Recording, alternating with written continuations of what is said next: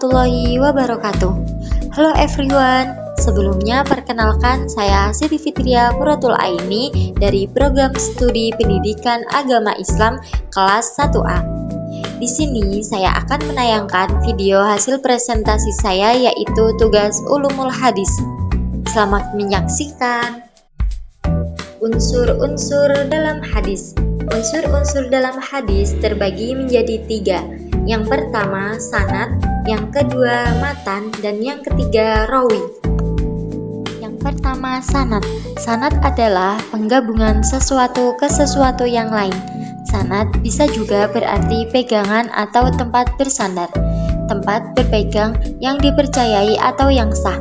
Sanad biasa disebut dengan silsilah. Apa itu silsilah? Silsilah adalah susunan atau rangkaian orang-orang yang menyampaikan materi hadis sejak yang disebut pertama sampai kepada Nabi Muhammad SAW. Thoriqul matni aw silsilatur ruwatil ladina naqalul matni ammas daril awal. Artinya, jalan matan hadis atau silsilah para perawi, yaitu yang menukilkan matan hadis dari sumbernya yang pertama, yaitu Nabi Muhammad SAW. Yang kedua, matan. Dari segi bahasa, matan mempunyai beberapa arti antara lain yang pertama, punggung jalan atau muka jalan, tanah yang keras dan tinggi. Yang kedua, membelah, mengeluarkan. Yang ketiga, mengikat seperti mengikat busur dengan tali. Yang keempat, jauh, sangat jauh. Menurut istilah, kata matan berarti berita yang berupa perkataan, perbuatan, atau takrir Nabi Muhammad SAW yang terletak setelah sanad. Man intaha ilaihi sanadu minal kalami fahuwa nafsul hadisil ladzi dzukirul isnadu lahu. Artinya, perkataan yang disebut pada akhir sanad yaitu sabda Nabi Muhammad SAW yang disebut sesudah disebutkan sanadnya. Dari beberapa pengertian di atas dapat disimpulkan bahwa matan adalah sabda Nabi Muhammad SAW, isi atau kandungan hadis atau lafal hadis itu sendiri yang terletak setelah sanad dan sebelum rawi atau mudawwin. Yang ketiga, rawi. Rawi dibagi menjadi 3 masalah. 1. Pengertian rawi. Rawi berarti orang yang meriwayatkan hadis. Istilah rawi yang pertama sama dengan sanad, yaitu orang yang menerima hadis dan menyampaikannya kepada orang lain tanpa membukukannya.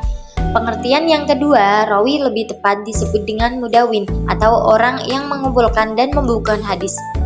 Riwayat adalah memindahkan atau menyampaikan suatu hadis dari seorang sahabat Nabi Muhammad SAW kepada orang berikutnya.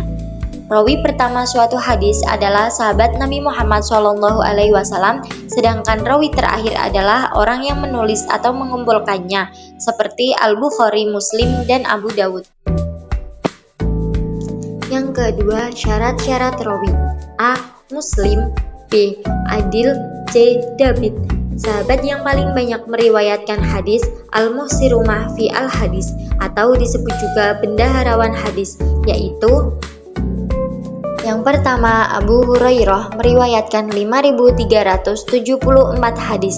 Yang kedua, Abdullah bin Umar meriwayatkan 2.630 hadis. Yang ketiga, Anas bin Malik meriwayatkan 2.286 hadis. Yang keempat, Aisyah Ummul Mukminin meriwayatkan 2.210 hadis.